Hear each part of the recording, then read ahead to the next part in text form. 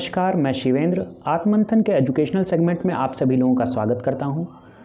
आज मैं जो टॉपिक लेने वाला हूं वह है शिक्षा मनोविज्ञान की प्रकृति। तो आइए समझते हैं शिक्षा मनोविज्ञान की प्रकृति क्या है। शिक्षा व मनोविज्ञान की प्रकृति। शिक्षा मनोविज्ञान की प्रकृति वैज्ञानिक होती है क्योंकि शैक्षिक वातावरण में अधिगमकर्ता के व्यवहार का वैज्ञानिक विधियों, नियमों तथा सिद्धांतों के माध्यम से अध्ययन किया जाता है। तो इसमें क्या कह रहा है, शिक्षा मनोविज्ञान की जो प्रकृति होती है वैज्ञानिक होती है। तो सबसे पहले हम वैज्ञानिक विधि को समझ लेते हैं। कोई भी जो विधि है वो वैज्ञानिक कब कही जाती है, उसके क्या क्या चरण होते हैं भाई। तो उसके क्या चरण होते हैं, पहले उसमें क्या होता है, अवलोकन होता है। क्या होता है, अवलोकन होता है। ठीक, अगर कोई भी चीज़ है, कोई भी वस्तु है, वो हमें जिस भी तरह की दिख रही है तो हम क्या करेंगे, उसको पहले देखेंगे, फिर उसके बाद प्रश्न पूछेंगे। ठीक, वो वस्तु ऐसी क्यों दिख रही है, किससे प्रश्न पूछेंगे, खुद से प्रश्न पूछेंगे। फिर प्रश्न पूछने के बाद वो चीज़ वैसी क्यों दिख रही है, कोई चीज़ गोल क्यों दिख रही है, कोई चीज़ चौकोर क्यों दिख रही है, किसी चीज़ का रंग लाल क्यों है। ठीक है, तो इस पे हम एक प्रश्न पूछेंगे।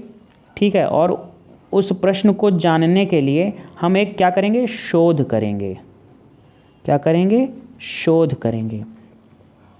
शोध के बाद हम क्या करेंगे, शोध के बाद हम जो है एक परिकल्पना पर निर्णय लेंगे। हम विचार करेंगे, शोध करेंगे, विचार करेंगे। ठीक है, और एक परिकल्पना पर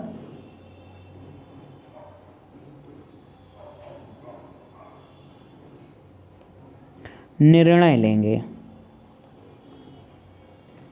ठीक है, फिर उसके बाद निर्णय लेने, एक हमने विचार कर लिया शोध करने के बाद कि हाँ ये चीज़ ऐसी होती है।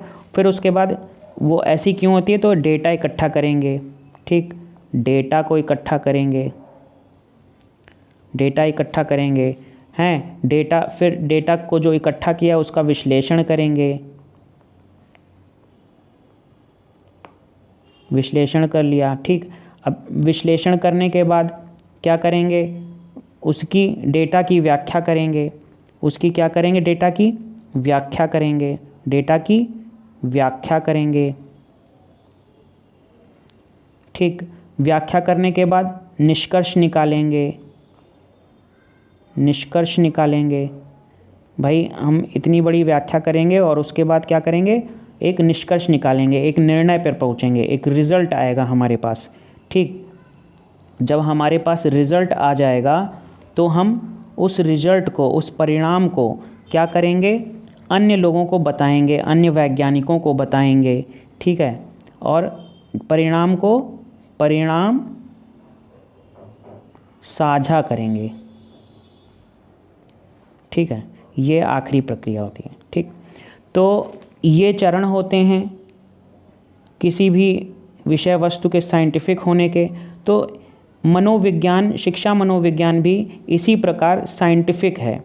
क्यों साइंटिफिक है, क्योंकि शिक्षा मनोविज्ञान की प्रकृति साइंटिफिक है, ये तो बता दिया, लेकिन क्यों है, तो वो क्या कह रहा है, क्योंकि शैक्षिक वातावरण में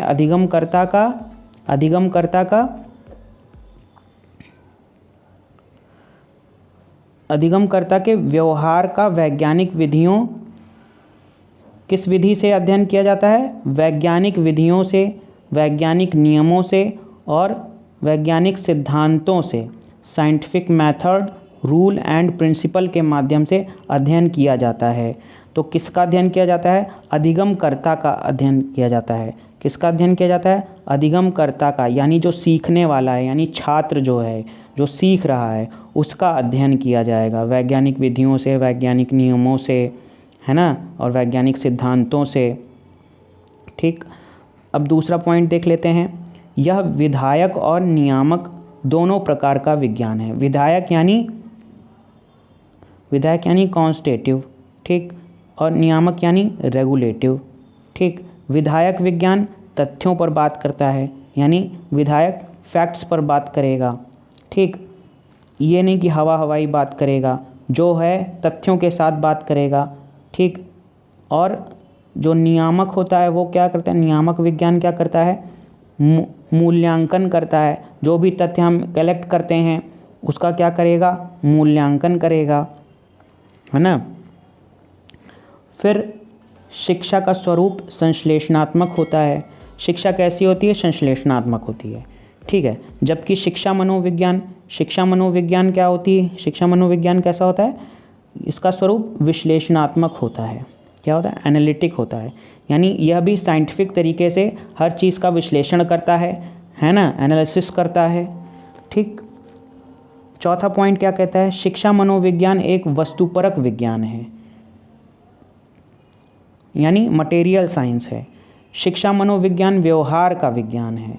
ये तो हम बहुत पहले से पढ़ते आ रहे हैं कि शिक्षा मनोविज्ञान व्यवहार का विज्ञान है, साइंस ऑफ बिहेवियर, है ना, साइंस ऑफ बिहेवियर, क्योंकि इसमें शैक्षणिक परिस्थिति के अंतर्गत बालक के व्यवहार का अध्ययन किया जाता है। शैक्षणिक परिस्थिति के अंतर्गत बालक के व्यवहार का अध्ययन करना ही शिक्षा मनोविज्ञान की विषय वस्तु है। भाई शिक्षा मनोविज्ञान की विषय वस्तु क्या कही गई है, शैक्षणिक परिस्थितियों के अंतर्गत बालक के व्यवहार का अध्ययन करना, ठीक है। भाई बालक स्कूल जाता है, उसके चारों तरफ जो पढ़ाई का वातावरण रहता है, शैक्षणिक परिस्थितियां, जो शिक्षण से संबंधित जो परिस्थितियां उसके आसपास जो पैदा होती हैं, ठीक है, उनमें जो बच्चा व्यवहार करता है, बच्चा जो है भाई पढ़ने से भाग रहा है या जो है वो पढ़ने में मन लगा रहा है या खेल में मन लगा रहा है, तो उसका जो है क्या करते हैं, उसके सभी व्यवहारों का, उन परिस्थितियों में जो भी उसके व्यवहार हो रहे हैं उनका जो है क्या करता है, अध्ययन करता है शिक्षा मनोविज्ञान, ठीक है। तो उसकी विषय वस्तु है ना, शिक्षा मनोविज्ञान की विषय वस्तु है शैक्षणिक परिस्थितियों में बालक के व्यवहार का अध्ययन करना, ठीक। आगे बढ़ते हैं। शिक्षा मनोविज्ञान का सीधा संबंध शिक्षण में अधिगम क्रियाकलापों से है। भाई अधिगम मतलब क्या होता है, अधिगम मतलब होता है सीखना। क्या होता है, अधिगम मतलब सीखना, ठीक, लर्निंग करना, ठीक। तो अधिगम करने में जो भी क्रियाकलाप हम करते हैं, भाई अगर हम कुछ सीखते हैं तो कुछ करते हैं तभी तो सीखते हैं, उसका अभ्यास करते हैं। हम अगर लिखना सीख रहे हैं तो लिखने का हम अभ्यास करेंगे, ठीक है। अगर कोई चीज़ याद कर रहे हैं तो हम उसको बार बार पढ़ेंगे, तब तो हमको याद होगा। तो अधिगम करने में हम जो भी क्रियाकलाप कर रहे हैं, कोई से भी क्रियाकलाप कर रहे हैं, ठीक है, शिक्षा मनोविज्ञान का सीधा संबंध उनसे होता है, ठीक है। अधिगम क्रियाकलापों का संबंध किससे होता है, सीधा शिक्षा मनोविज्ञान से होता है, ठीक है। अब शिक्षा मनोविज्ञान को सर्वप्रथम आधार प्रदान करने का श्रेय पेस्टोलॉजी को जाता है।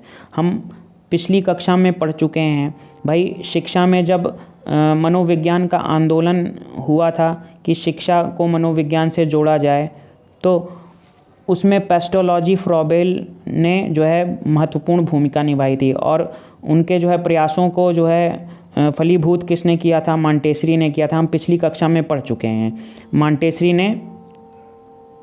मॉन्टेसरी ने उनके जो है आंदोलन में जान फूंकी थी।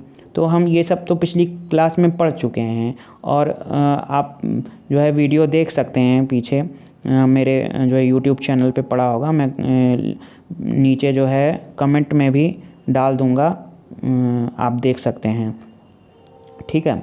तो नवा पॉइंट, आखिरी पॉइंट है, ये क्या कहता है, शिक्षा तथा मनोविज्ञान को जोड़ने वाली प्रमुख कड़ी मानव व्यवहार है। तो शिक्षा तथा मनोविज्ञान को जोड़ने वाली प्रमुख कड़ी क्या है, मानव व्यवहार है। भाई मानव व्यवहार पर ही तो हो रहा है दोनों का काम।